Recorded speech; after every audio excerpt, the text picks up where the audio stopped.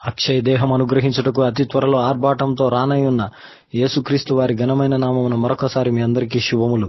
ప్రియులారా, నిన్నటి దినాన బైబిల్ యొక్క ముఖ్య ఉద్దేశము పరలోకం అన్న విషయం పైన మనం తెలుసుకున్నాం. పరలోకం ఏంటండి? ఈ లోకంలో ఉన్నన్నాళ్ళు ఈ లోకం గురించి ఆలోచించాలా అని అంటారా?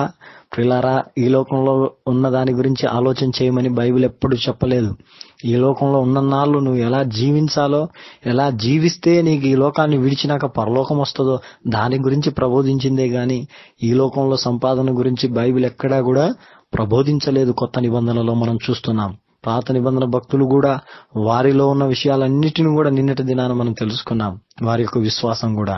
ప్రియులారా, ఈరోజు చాలా మంది పరలోకం గురించి చెప్తే ఇష్టపడరు, పరలోక రాజ్యం గురించి చెప్తే విశ్వసించరు. అటువంటి సేవకులను త్రోసిపుచ్చుతూ ఉంటారు. ఈ లోక సంబంధంగా నీకు ఆశీర్వాదం వస్తుంది, స్వస్థత వస్తుంది, మేలు వస్తుంది, నీకు అది రాబోతుంది ఇది రాబోతుంది అనే మాటలకైతే చాలా ఆకర్షితులైపోతున్నారు. ప్రియులారా, వారు చెప్పేటన్ని కూడా ఆ 60 ఏళ్ల జీవితం గురించి చెప్తున్నారు. ఈ రోజు పరలోక రాజ్యం గురించి బోధించే నాలాంటి నాకన్నా గొప్ప గొప్ప దైవజనులు బోధించే బోధలన్నీ కూడా యుగ యుగాలు ఉండే జీవితం గురించి. దాని గురించి ఆలోచిస్తారా? దీని గురించి ఆలోచిస్తారా? మీరే ఆలోచించండి ఒకసారి. ప్రియులారా, యుగ యుగాలు ఉండేదాన్ని కోరుకుంటారు కానీ ఎవరైనా ఈ లోక సంబంధమైన వాటిని ఎవరు కోరుకోరు. పౌలు అంటున్నాడు కొలస్సీ పత్రిక 3లో ఏమన్నాడు? భూ సంబంధమైన వాటి మీద కాక పైనున్న వాటి మీదనే మనసు పెట్టండి అన్నాడు. కాబట్టి మీరు క్రీస్తుతో కూడా లేపబడిన వారైతే అంటున్నాడు. ఎవరితో కూడా లేపబడిన వారైతే? క్రీస్తుతో కూడా. నిజంగా మీరు అంటే ఒక మాటలో చెప్పాలంటే మీరు క్రైస్తవులైతే పైనున్న వాటినే గాని భూ సంబంధమైన వాటిని చూడొద్దు అని అంటున్నాడు. మరి ఈ రోజు క్రైస్తవులైన వారు దేన్ని వెతుకుతున్నారు? ఈ లోకంలో ఏం సంపాదించుకున్నట్టుకు ప్రాకులాడుతున్నారు? ప్రియులారా, ఒక్కసారి ఆలోచన చేయండి. యేసు ప్రభువారు చెప్పారు, ఒకని కలిమి విస్తరించుట వాని జీవమునకు మూలము కాదు అని.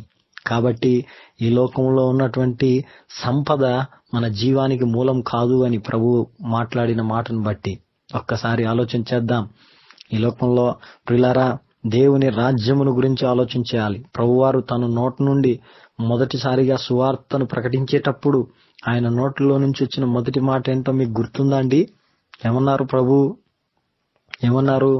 కాలము సంపూర్ణమై ఉన్నది, దేవుని రాజ్యము సమీపించి ఉన్నది, గనుక మారు మనసు పొంది సువార్తను నమ్ముడి అన్నాడు. అర్థమైందండి? కాలము సంపూర్ణమై ఉన్నది, దేవుని రాజ్యం సమీపించి ఉన్నది, దేవుని రాజ్యము దగ్గరలో ఉన్నది, కనుక మారు మనసు పొంది సువార్త నమ్మండి. మారు మనసు ఎందుకు పొందమంటున్నాడు? సువార్తను ఎందుకు నమ్మమంటుండు? ఎందుకు క్రైస్తవులుగా మనల్ని కమ్మంటున్నాడు? దేవుని రాజ్యం రాబోతుంది, దాని కొరకు కండి అని 2000 సంవత్సరాల క్రితమే ప్రభు ప్రబోధిస్తే 2000 సంవత్సరాలు అయినా కూడా ఇంకా ఈనాటికి ఎవరు కూడా పరలోక రాజ్యం గురించి పరిపూర్ణంగా మాట్లాడే వ్యక్తులు కనిపించటలేదు. చాలా తక్కువ. ఎక్కడ చూసినా ఈ భూలోక సంబంధమైన మాటలే కనిపిస్తున్నాయి. బైబిల్ గ్రంథం ఉందండి మీ దగ్గర, అద్భుతమైన గ్రంథం. వారు ఎంత గొప్ప దైవజనులైనా, ఎంత ప్రఖ్యాతిగంచిన వారైనా బైబిల్ గ్రంథము చెప్పనిది చెబితే మనం నమ్మడానికి వీల్లేదు. బైబిల్ గ్రంథంలో ఏది ఉందో దాన్ని మనం వాక్యపు వెలుగులో పరిశీలన చేయాలి. ఈ లోకంలో వస్తున్న ప్రతి దాన్ని మనం వాక్యపు వెలుగులో పరిశీలన చేస్తూ సత్యాన్ని గ్రహించాలి. ప్రియులారా, నీటిలో ఉన్న చేపను పట్టుకొని ఏ ఆటైనా ఆడొచ్చంట. అలాగా బైబిల్లో ఉన్న ఒక్క వచనాన్ని పట్టుకొని ప్రియులారా ఈరోజు అది ఉంది ఇది ఉందని చూపించే మాటలకు మోసపోవద్దు. బైబిల్ బోధించే మెయిన్ ఉద్దేశం, మెయిన్ పర్పస్ దేని గురించి బైబిల్ చెప్తుంది? పరలోక రాజ్యం గురించి చెప్తూ ఉన్నది. ఒక్కసారి ఆలోచన చేయండి. పౌలు గారు, అపోస్తులు కావచ్చు, వీరందరూ దేవుని శిష్యులైన వారందరూ కూడా దేవుని రాజ్యమును గురించి ప్రకటించారు. వారు దేవుని రాజ్యమును గురించి. అద్భుతమైన సంగతి. బైబిల్ గ్రంథం ప్రపంచ భవిష్యత్తును సూచిస్తుంది. ప్రపంచ భవిష్యత్తు ఏ విధంగా ఉండబోతుందో ఈ బైబిల్ గ్రంథంలో రాయబడి ఉన్నది. ఈ ప్రపంచం ఏ విధంగా సృష్టించబడిందో, ఏ విధంగా ప్రస్తుతం జరుగుతూ ఉన్నదో, రాబోయే రోజుల్లో ఏం కాబోతుందో కూడా బైబిల్ గ్రంథంలో ఉన్నది. అంత అద్భుతమైన గ్రంథం బైబిల్. బైబిల్లోని మాటలు ప్రతిరోజు మీరు చదువుతున్నారా? పోనీ ఈ మాటలు వింటున్నారా? ప్రతిరోజు దేవుని మాటలు వింటే మీరు ధన్యులు. అంత అద్భుతమైన గ్రంథం బైబిల్ గ్రంథం. కథల పుస్తకం కాదు, ప్రిలారా, చిట్టి చిలకమ్మ అమ్మ కొట్టిందా తోటకెళ్ళావా అనే కథల పుస్తకం కాదు. అనగనగా ఒక రాజు ఉండెను, ఆ రాజుకి 2 పిల్లలు. అలాంటి కథలు లేవండి. బైబిల్ గ్రంథములో చరిత్రాత్మక సత్యాలు, ఉనికి కలిగి జీవించిన వ్యక్తుల యొక్క జీవిత చరిత్ర బైబిల్లో ఉన్నది. ఈ బైబిల్ గ్రంథములో ప్రియ దేవుని బిడ్డలారా 2930 మంది వ్యక్తుల జీవిత చరిత్ర ఉన్నదండి బైబిల్లో. అంటే అందులో ఏది కూడా కల్పితం లేదు. క్యారెక్టర్స్ అందులో ఉన్నాయి. 2930 క్యారెక్టర్స్ బైబిల్లో ఉన్నాయి. ప్రియులారా, 14,810 అద్భుతాలు ఉన్నాయి. 14,810 అద్భుతాలు బైబిల్లో ఉన్నాయి. ఏవి కూడా కల్పితాలు కాదు. దేవుడు భూమి మీద జరిగించిన గొప్ప అద్భుతాలు అవి. 11 మంది చనిపోయిన వారు బ్రతికించబడ్డారు బైబిల్లో. యేసు ప్రభు వారు శరీరధారి అయి ఈ లోకంలో జీవిస్తున్నప్పుడు 3 వ్యక్తులు చనిపోయిన వారిని బ్రతికించాడు. ఎంత గొప్ప అద్భుతమైనటువంటి గ్రంథం బైబిల్ గ్రంథం. ఇప్పుడు చెప్పిన ఈ మాటల్లో ఏది కూడా కల్పితం లేదండి. అంతా నగ్న సత్యం. బైబిల్ గ్రంథము నిజమైన గ్రంథము. బైబిల్ గ్రంథము సత్యమైన గ్రంథం. బైబిల్ గ్రంథము ప్రపంచ భవిష్యత్తు ఏం కాబోతుందో ప్రబోధిస్తున్న ఏకైక గ్రంథం. కాబట్టి అటువంటి గ్రంథంలోని మాటలు ప్రతిరోజు మీరు వింటున్నారా? వింటూ మీ జీవితాలు కట్టుకుంటున్నారా? సంతోషం. ఈ సమయంలో మనం ఒక్క వచనం పైన ధ్యానం చేసుకుందాం. బైబిల్ గ్రంథంలో ప్రియులారా, ప్రపంచ భవిష్యత్తును సూచిస్తూ ఒక అద్భుతమైనటువంటి మాట ఉంది. అయితే దానికంటే ముందు ఒక విషయం చెప్పాలనుకుంటా. బైబిల్ గ్రంథంలో 8 మహా సామ్రాజ్యాలు ఉన్నాయండి. ఎన్నండి? 8 మహా సామ్రాజ్యాలు ఉన్నాయి. ఆ సామ్రాజ్యాల గురించి బైబిల్ ఏం చెప్తుందో, ఆ సామ్రాజ్యాలు ఏంటో కూడా మనం తెలుసుకుందాం. దానియేలు గ్రంథము 2వ అధ్యాయము 14వ వచనం. దానియేలు గ్రంథము 2వ అధ్యాయము 44వ వచనం. దయచేసి చూద్దాం, చూడండి. ఆ రాజుల కాలములలో పరలోకమందున్న దేవుడు ఒక రాజ్యము స్థాపించును, దానికన్నటికీ నాశనం కలగదు. ఆ రాజ్యము దాని పొందిన వారికే గాక మరెవనికి చెందదు. అది ముందు చెప్పిన రాజ్యములన్నిటినీ పగలగొట్టి నిర్మూలం చేయును, కాని అది యుగముల వరకు నిలుచును. అది యుగముల వరకు నిలుచును. అది ఎప్పటికీ నిలుస్తుందంట. ఆ వచనాన్ని బట్టి మీరు మళ్ళీ చదవండి. దానియేలు గ్రంథము 2వ అధ్యాయము 44వ వచనంలో ప్రవచించిన ప్రవచనాన్ని అద్భుతంగా మీరు ఒకసారి పరిశీలన చేయండి. ఏమంటున్నాడు అక్కడ? దేవుడు ఒక రాజ్యాన్ని, పరలోకమందున్న దేవుడే ఒక రాజ్యాన్ని భూమి మీద స్థాపిస్తాడు. అయితే దానికి ఎన్నటికీ నాశనం కలగదు. అయితే ముందు చెప్పిన రాజ్యాలన్నీ కూడా, అంటే 8 సామ్రాజ్యాలన్నా కదా చెప్తానండి నేను, ఆ రాజ్యాలన్నిటిని కూడా పగలగొడుతుంది, వాటన్నిటిని కూడా నిర్మూలం చేస్తుంది. కానీ ఆయన రాజ్యము యుగ యుగాలు ఉంటది. ఇంతకు ఆ రాజ్యాలేంటి అనేది మనం ఆలోచన చేస్తే, ఏ రాజ్యాల గురించి చెప్తున్నారు? బైబిల్ గ్రంథంలో 8 మహా సామ్రాజ్యాలు ఉన్నాయి. అందులో మొదటిది ఐగుప్తు మహా సామ్రాజ్యం. ఉన్నదా? కూలిపోయినదా? కూలిపోయిందండి. ఐగుప్తు మహా సామ్రాజ్యం కూలిపోయింది. రెండోది అష్షూరు మహా సామ్రాజ్యం కూలిపోయినది. మూడోదిగా బబులోను మహా సామ్రాజ్యం కూలిపోయినది. నాలుగోదిగా మాదీయుల పారసీకుల మహా సామ్రాజ్యం కూలిపోయినది. ఐదవదిగా గ్రీకు మహా సామ్రాజ్యం కూలిపోయినది. ఆరోదిగా రోమా మహా సామ్రాజ్యం కూలిపోయినది. ఏడోదిగా మంత్రుల ప్రెసిడెంటుల మహా సామ్రాజ్యం, అంటే ప్రస్తుతము మనము జీవిస్తున్నటువంటి రోజుల్లో జరుగుతున్న సామ్రాజ్యం. అంటే ముందు చెప్పిన 6 మహా సామ్రాజ్యాలన్నీ కూడా కూలిపోయాయి. దానియేలు ప్రవక్త ప్రవచించిన ఈ ప్రవచనాన్ని బట్టి ముందన్నీ కూలిపోయాయి. మంత్రుల ప్రెసిడెంటుల మహా సామ్రాజ్యం ఉంది.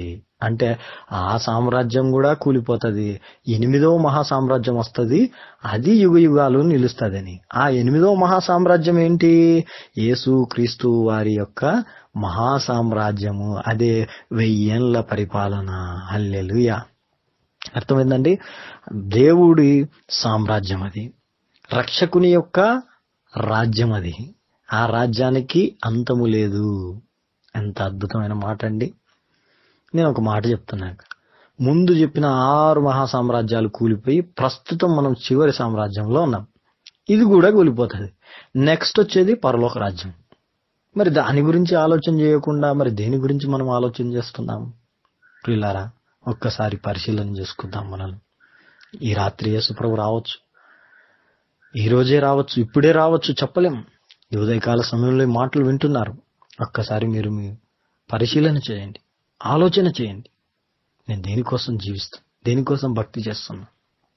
కాబట్టి రక్షకుని యొక్క మహాసామ్రాజ్యం ఈ భూమి మీద స్థాపించబడుతుందని దానియేలు గ్రంథం 2:44 రాయబడింది. దానికి ఎన్నటికీ అంతము లేదు, నాశనము లేదు. 1000 ఏళ్ల పరిపాలన అయినాక దేవుడు తన సంఘాన్ని తీసుకుని దేవుని రాజ్యములో మనల్ని అందరినీ ఉంచబోతున్నాడు. దానికి అంతము లేదు. There is no end. ముగింపు లేనటువంటి రాజ్యం అది. అంత అద్భుతమైన రాజ్యం. దాని గురించి ఆలోచిస్తున్నారా మీరు? పిల్లారా, ఉదయకాల సమయంలో మాటలు వింటున్నారు. మొదటిగా 7 ఏళ్ల విందు జరుగుతుందండి మధ్యాకాశంలో. అది అయిన తర్వాత ర్యాప్చర్, ప్రభు వచ్చినప్పుడు మనం ఎత్తబడతాం. అప్పుడు విందు అవుతుంది. విందు అయిన వెంటనే 7 ఏళ్ల విందు అయిన వెంటనే 7 ఏళ్ల శ్రమలు ఈ భూమి మీద జరుగుతూ ఉంటాయి. ఈ 7 ఏళ్ల శ్రమలు 21 రకాల శ్రమలు భూమి మీద జరుగుతాయి. ప్రకటన గ్రంథంలో 7 పాత్రలు, 7 ముద్రలు, 7 బూరలు, 7+7+7 మొత్తం = 21. 21 రకాల శ్రమలు ఈ భూమి మీద జరుగుతాయి. అవి ముగించిన వెంటనే తన సంఘమైనటువంటి వధువు సంఘాన్ని ప్రభువారు తీసుకొని మరలా ఈ భూమి మీదకి తీసుకొని వస్తాడు. ఇక్కడ 1000 ఏళ్ల పరిపాలన ఇది అయిన తర్వాత మనం యుగాలు ఇంకా దేవునితో నివసించబోతున్నాం. ఎంత అద్భుతమైనటువంటి చరిత్ర ఉన్నదండి బైబిల్లో. ఇటువంటి సంగతుల గురించి ఆలోచిస్తున్నారా మీరు? ఇటువంటి సంగతుల గురించి ఎప్పుడన్నా మీ జీవితంలో ఆలోచించారా? ప్రియులారా, అటువంటి వాటి కోసం భక్తి చేస్తున్నామా? చూడండి ఎంత అద్భుతమైనటువంటి మహాసామ్రాజ్యం. ఒక మాట చెప్తాను చూడండి జాగ్రత్తగా.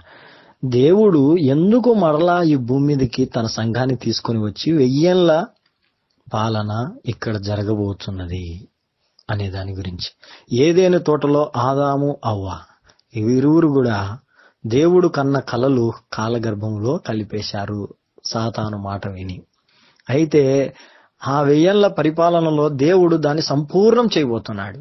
అంటే అప్పుడు ఒక చోట మాత్రమే తోట ఉన్నది, కానీ ఇప్పుడు భూలోకమంతా ఏదైనా తోటగా మారబోతున్నది. అప్పుడు ప్రభు అయిన యేసుక్రీస్తు వారు కన్న కలలు సంపూర్ణంగా ఈ భూమి మీద నెరవేరబోతున్నాయి మన ద్వారా. నీతి పరిపాలన, నీతి రాజ్యం అంటారు దాన్ని. ప్రియులారా, ఆ రోజు మనకి ఎవరు నాయకులుగా ఉండరు, ఎవరు రాజులుగా ఉండరు. ఒకే ఒక్క రాజు, ప్రభు అయిన యేసుక్రీస్తే రాజు. క్రయ విక్రయాలు ఉండవు. ప్రియులారా, ఆ రోజు కూడా మొత్తము ఈ భూలోకమంతా ఏదైనా తోట కాబోతుంది. మనం అందరము అటువంటి అద్భుతమైన జీవితాన్ని జీవించబోతున్నాం. ఆహా, యుగాలు ఉండే ఆ రాజ్యం 1000 సంవత్సరాలతో ముగించిందా? లేదు. అది అయిపోయిన వెంటనే మన పరలోక రాజ్యానికి వెళ్ళిపోతాం. అక్కడ దేవుడు మన కొరకు నిర్మించిన భవనాలలో మనం శాశ్వతంగా జీవించబోతున్నాం. ఎంత అద్భుతమైన చరిత్ర. ఈ యొక్క ఉదయకాల సమయంలో ఈ మాటలు వింటున్న వారులారా, పరలోక రాజ్యముల గురించి బోధించే సేవకులను ఎంకరేజ్ చేయండి. అటువంటి వాళ్లకు ప్రోత్సాహం ఇవ్వండి. ఇచ్చేసేయండి, మీకు ఆశీర్వాదాలు వస్తాయంటే అటువంటి వారికి సపోర్ట్ చేసే వాళ్ళు ఉన్నారు. తెలియక ప్రియులారా మోసపోతూ ఉన్నారు. వాళ్ళు మోసపుస్తున్నారు, వీళ్ళు మోసపోతున్నారు. ఒక్కసారి కళ్ళు తెరిచి అలాంటి వాళ్ళని ఆదరించండి, అలాంటి వాళ్ళని బలపరచండి. అలాంటి వాళ్ళు దేవుని రాజ్యముల గురించి ప్రకటించే వాళ్ళు లేరు. బైబిల్లో యేసుప్రభు అన్నాడు, దేవుని రాజ్య మర్మములు ఎరుగుట మీకు అనుగ్రహింపబడి ఉన్నది కానీ వారికి అనుగ్రహింపబడలేదు అన్నాడు. ప్రియులారా, ఈరోజు ఆ మర్మములు ఎరుగుట కొందరికే అది ఉన్నది. ఆ సత్యాన్ని గ్రహించి అటువంటి బాటలో, అటువంటి నిత్య జీవపు బాటలో అనేకులను నడిపించాలని దేవుని సేవకునిగా మీ అందరినీ బ్రతిమాలు కొనుచున్నాను ప్రభు ప్రేమను బట్టి. ప్రియులారా, మీరు నాకు సహాయం చేయమని చెప్పట్లేదు, ప్రియులారా ఇంకొకరికి సహాయం చేయమని చెప్పట్లేదు. దేవుని రాజ్య సువార్తకు ఎవరైతే దేవుని రాజ్య సువార్తను ప్రకటిస్తున్నారో అటువంటి వారికి సహాయం చేసి వారి జీవితాల ద్వారా దేవుని యొక్క రాజ్యం ప్రకటించబడినట్లు మీ ద్వారా ఆ కార్యం జరిగించండి. ఆది అపోస్తలులు సేవ చేస్తున్నప్పుడు ఆది క్రైస్తవులు ఏం చేశారండి? తమ భూములు, ఇండ్లు అమ్మి పరిచర్య కొరకు ఇచ్చారు, దేవుని రాజ్యం కొరకు. ఎందుకు? మాకు ఇక్కడ భూమి లేకపోయినా పర్వాలే, పరలోకంలో భూమి. ఇక్కడ ఇల్లు లేకపోయినా పర్వాలే, పరలోకంలో ఇల్లు. అంతే చాలనుకున్నారు. మీరు కూడా అటువంటి వారుగా, దేవుని బిడ్డలుగా, ఆది క్రైస్తవుల్లాగా జీవించే వారిగా ఉండి దేవుని రాజ్యం కొరకు కనిపెట్టి శాశ్వతమైన రాజ్యంలో చేరాలని ప్రభు పేరిట కోరుకొనుచున్నాను. దేవుడు అటువంటి కృప మనందరికీ సమృద్ధిగా అనుగ్రహించునుగాక. ఆమేన్.